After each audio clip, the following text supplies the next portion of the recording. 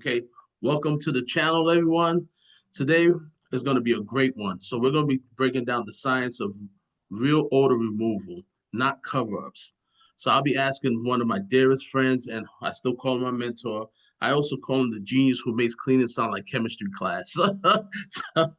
I mean, he's just that good. So we're going to be talking and diving in about enzymes and chlorine dioxide.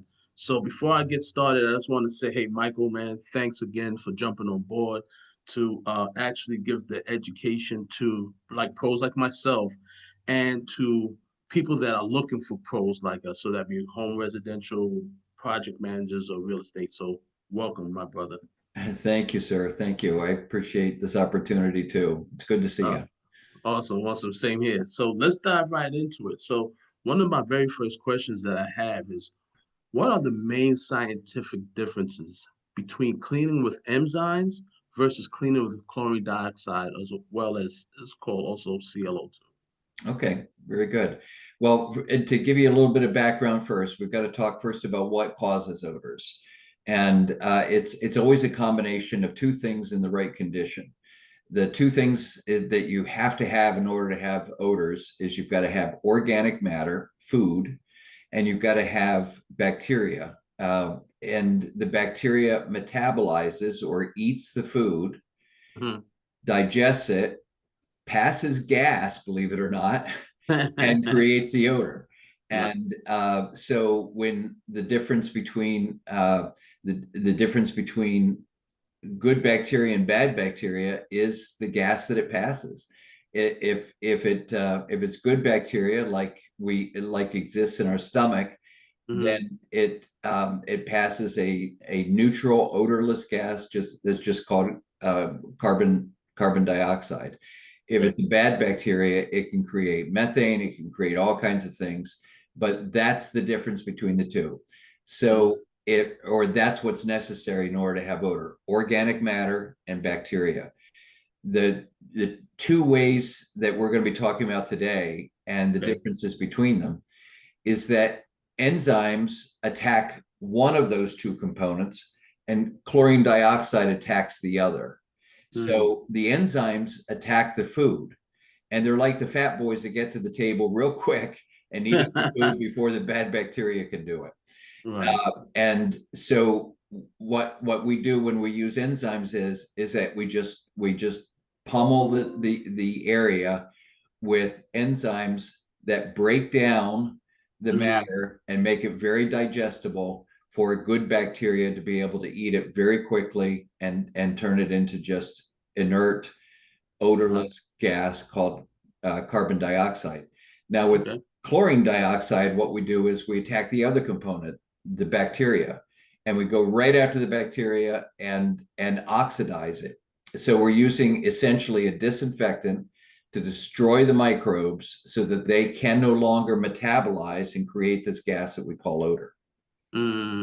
That's very good. So, okay, so that beautiful breakdown. So, when we're looking at that, now what we have to understand is why is it important to understand, I should say, whether an odor source is organic or inorganic before choosing a cleaner method? Because sometimes pros like myself, well, now that I know, since I've been working with you for quite some time, but pros like myself don't know how to tackle these things and then don't get the results that they want.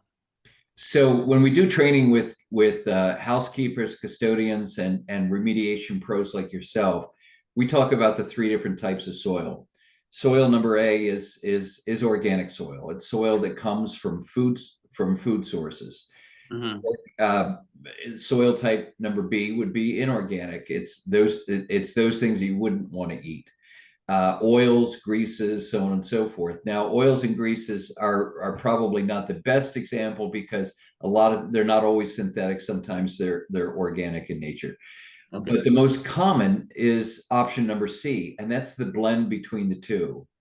So, and when there's the blend between the two, it becomes a little bit more difficult to figure out what attack is going to be most effective.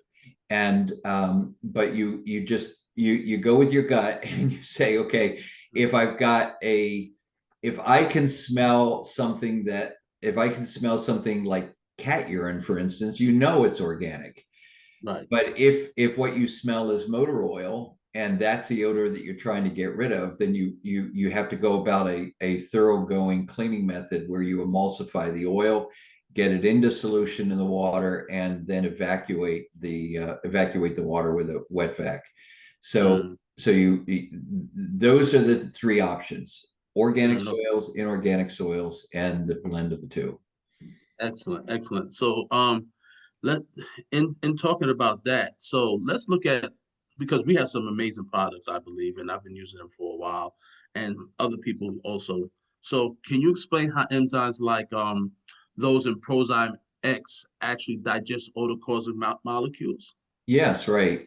So our two new products, Prozyme X and Prozyme Z, are are are two sides of the same coin. Mm, One side, the Prozyme X, is a blend of 15 different species of enzymes, which are proteins and specialized proteins that break down soils, and Prozyme Z is a blend of enzymes, 25 different species of these protein enzymes, and but X has detergent built into it, Z does mm, not. So if I need to do a thoroughgoing cleaning of a facility first, then I'm going to use X. If I'm just looking to deal with odor that's in a situation where there's not much surface soil, then I can go straight with Z, apply the enzymes, and walk away from the situation. So mm. just spray and walk away. Wow. And as many times as you tell me about Prozyme X and Prozyme Z, every time I hear it, it just keeps resonating in my head to when to use one over the other. Yeah. So that's a definitely great explanation. So now I want to talk about one of my favorite combinations, Yeah. right? So, and that's the how does the combination of Envirotab and Soil Break use chemistry, especially the buffering effect of sodium carbonate, to both clean and neutralize odors? Okay. So we we obviously started Synergy with Envirotab. Mm-hmm. The Synergy Americas was built on Envirotab. And Envirotab are these tablets that create this oxidizer, the best oxidizer in the world, chemically speaking, which is chlorine dioxide.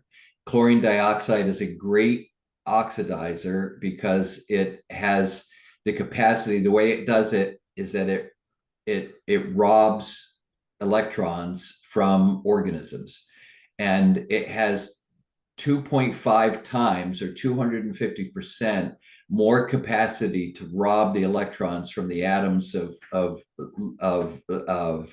living matter, or such as bacteria, uh, parasites, fungus, so such as mold and mildew. And when it does that, it neutralizes their capacity to live, breathe, and enjoy and enjoy their stinking life. Uh, so what happens when you add soil break to a solution of chlorine dioxide is you do two things. One is that you turn it into a detergent. Chlorine dioxide by itself is not a detergent, though it's a great cleaner when you're using microfiber. But Mm, if you're flooding a floor, if you're trying to penetrate into concrete, if you're looking to lift soil and suspend it, then soil breaks a way to do it. Because one is it doesn't destroy the chlorine dioxide; it absorbs it. It mm, absorbs it into these sponges that we call sodium carbonate, and then it right. slow releases them over time. It's like the sodium carbonate becomes the bus or the vehicle that carries the chlorine dioxide oxidizing bombs down where you need them to go, and then it releases them over time, at which neutralizes those bacteria and other fungus and other microbes. So Mm, you've got a powerful detergent, just like you do in Prozyme X yeah. with soil break, and you've got an oxidizer that is able to destroy the microbes. Wow. When I grow up, I'm going to use the same analogies how you use it to break down things in layman terms so it could be pictured in someone's mind. I Yeah, like the whole bus. I really like that. Kinds of yeah, solutions would enzyme cleaner outperforms ClO2 base system and vice versa? So one way I like to explain it is that you look at the substrate that you're working on. Mm-hmm. Is the substrate something that came from organic matter? Because if Mm-hmm. it came from organic matter, like a plywood floor, subfloor, Mm-hmm. then what's going to happen is that the organic matter that is the substrate, the plywood in this instance, in this explanation, is going to be subject to oxidation as well. Chlorine dioxide is one of those uh, two molecules that they use to bleach out pulp to make white paper. So, for instance, a lot of the chlorine dioxide is going to get consumed by the plywood, and so it's not going to necessarily be able to go after the, for instance, again, the cat pee or dog pee that has saturated that subfloor. Mm-hmm. So enzymes are the perfect thing to put when the substrate it comes from organic matter, and the best example of that is wood fibers. Mm-hmm. Um, the uh, but when it's not organic, then the better choice and the example I like to use here, which is going to be common in a house, is sheetrock. Sheetrock comes from a Mm-hmm. rock. That's why it's Yeah. called sheetrock. It comes from gypsum, and so at that point, you don't need the enzymes. They're not going to necessarily do you any great harm. The gypsum board is the sponge material that's holding the odor. So let's Mm-hmm. chase that down with chlorine dioxide and soil break if we have to wash the walls of even matters that are organic in nature, such as the carbon buildup from the soot of tobacco or cannabis or something like that. So Mm-hmm. if I've got a substrate that's inorganic, then I use chlorine dioxide. If I have a surface that's organic, such as wood, then I use enzymes. Mm. Man, I wish I had known this, especially when I was into the hardwood floor um installation and refinishing of it, because man, I could probably save my back on a whole lot of different pulling out your Yeah, cat pee, dog urine yeah, boards. I could have probably did that and save myself some time and save the customer some money. So, and that's yes. the goal. Yeah, that's right. And it's always better to have two six shooters, one on either side of your hip, isn't Yeah, it? absolutely. No, You're 100% right about yeah. that. So, what are some real world examples of older challenges that call for each method? So, I'll give Okay. you an example. So, and well, the one thing I'd like to say here is that it's not always the case that you can get away with just one or the Right. other and then be done. So, for instance, let's say you're going into a hoarding house, and in this hoarding house where there's been a lot of clean out of the trash that's built up, the paper, the stacks of magazines and newspapers, the Mm, 27 cats and the old litter boxes and the rat poop from them accumulating in different places. Even after that's done, you might use enzymes on the floor, but you're mm, not going to do it until you've made the environment safe to work in. So you mm, would go into this now empty house once all the junk's removed. You go into this empty house. You would use chlorine dioxide to eliminate both the odor in the walls and the ceilings of the painted surface, make the environment safer to work in, and then mm, you'd work on the floors afterwards with the enzyme products that you would then apply to the hardwood floorings, the carpet, the subflooring, the plywood subflooring, and even the sheetrock. I'm sorry, not sheetrock. Even the concrete floors of a basement or something like that, you can use mm. enzymes in. Oh wow, that's good. Good example. Yeah, like I said, man, I could have saved so much money, so much labor and money for the people that I did a lot of these different types of work for. So man, that great example. So how does ClO2 compare to traditional bleach or peroxide? And I don't like bleach cleaners when it Yeah, comes to safety and odor yeah, neutralization. that's right. Hmm. There really is there is no comparison because Mm-hmm. bleach Bleach only delivers. So when somebody uses bleach as a disinfectant, they're only getting about 30 to 40% of its capacity out of it, because it generates a cleaning solution and a disinfectant each, or not really a cleaning solution, a waste solution and a disinfectant. The disinfectant is called hypochlorous acid, and that's just a very small portion of what is produced when bleach is used on a. So again, only 30 to 35, maybe even 40% of a bleach solution is used to create a disinfectant called hypochlorous acid. 100% of chlorine dioxide is active and used as the oxidizing disinfectant. And while they both contain the words chlorine, Mm-hmm.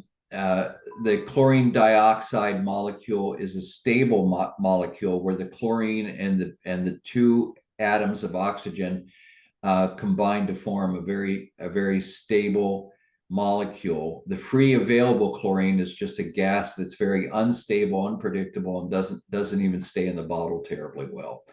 The Wow. other huge advantage is that we can create chlorine dioxide from a range of 5 different sizes of tablets on location, so that the solution is fresh. If you're using bleach, you've got to carry a heavy bottle of salt water around with you, and then you may or may not be able to dilute it. The last thing is the chlorine dioxide molecule is always a gas, Mm-hmm. and that gas is a gas even if it's in a water-based solution. The chlorine dioxide molecule can be released from that water, and and atomized into the air, and then it's used to penetrate those walls and ceiling surfaces as a dry gas. We don't pump like those that are using hydrogen peroxide. They're actually spraying water into the ambient air. They're raising the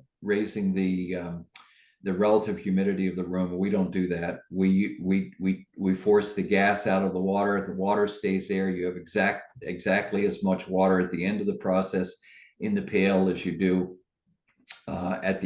you have exactly as much as you had in the pail at the beginning at the end of the process. The only thing that you've released is the gas into the air.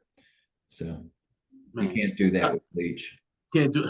I don't know too many cleaners you can do, which is why I love chlorine dioxide. And it does a great job. Yeah. And also, Yep. um, so one of the things is, what role does surface types like porous versus non-porous play in determining which cleaning systems to use? So with porous surfaces, the one thing to bear in mind is that because chlorine dioxide is a gas, it likes to float up into the air. It doesn't necessarily, it's very, very difficult to get it to float down into a porous floor, for instance. So if you've got an unpainted concrete, if you've got a plywood subfloor, it's best to go with enzymes, because Mm-hmm. they can be forced down into those porous surfaces. And then the difference is that enzymes will take longer than chlorine dioxide is, where chlorine dioxide can eliminate odor in 15 minutes to 4 hours. Mm-hmm. Ozone takes 24 hours. Right. And enzymes will start working at about 15 minutes, but it will take it may take a few applications, because it has to stay wet the whole time for the enzymes to stay living and working and doing their job. Right. So it may take up to 6 hours for it to get rid of the odor. Well, okay. I mean, yeah, that's good to know, because you could uh so so my question would be, right, can these two systems like Prozymex and Envirotab plus soil break be used together on sequentially in certain restoration projects? Yes, sequentially, yes, not simultaneously, Okay.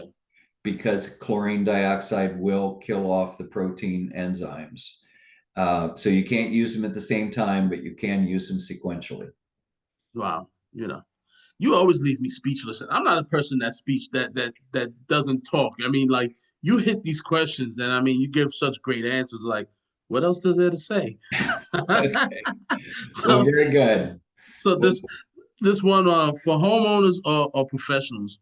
What are the key signs that it's time to switch from masking odors to scientifically removing them at the source? yes, it is always better to remove the odors by removing the source of the odors. And chlorine dioxide in a solution, in a water-based solution, Mm, is perfectly safe for use in a home as well as in a remediation situation. The difference is just the concentration. You could, for instance, you can take a 1 gram tablet, put it into a quart of water, and have a solution that is safe enough to use anywhere in your home with microfiber to clean and sanitize any surface in your home. But you can also then turn around and use that exact same solution when your dog comes in, having been sprayed by a skunk, even. mm, You can spray really? you can spray down your dog with that Mm, same 100 gram or 100 part per million solution mm, perfectly safely, as long as you keep it out of his eyes, and it will kill the odor of the skunk. But it's also, in a pinch, you can turn it to clean the wound on a pet or animal. uh, right. and we have partners in this industry that use it as a wound care cleaner before treating wounds all the time. It's just a marvelous all around safe oxidizing solution. Wow. Uh, when a professional uses it, though, remember I just said that 1 gram tablet in 1 quart of water creates 100 parts per million. Yeah. When you're gassing a house, you're starting with a solution that's 20,000 parts per million. So that's why you're using respirators, and Right. you're forcing the gas from the small container bucket that you're starting with into a large space of air, filling the entire cavity with a low dose solution. So that's so yes, within reason, chlorine Mm, dioxide and enzymes can both be used by anyone anywhere. mm, We do restrict the access to our largest tablets to trained professionals like yourself only. right. And that's one thing I like about chlorine, the ClO2, because you could actually go as high as you want per parts per million to as low as you want and actually control um, you know, the oxidation of the room or the clean. You could like to me it becomes a general purpose cleaner from a general purpose cleaner for with soil break and chlorine and ClO2 with one tab, right? Yeah, And 32-ounce spray bucket to now we're doing a whole house with a couple of 100 gram tabs and yeah. getting a whole house together. So I really it's so many uses with the tab. I really enjoy it. Like once again, when the student appears, when the student is ready, the teacher will appear. And once Okay. again, thank you for being the teacher. You got it. You got it. you know.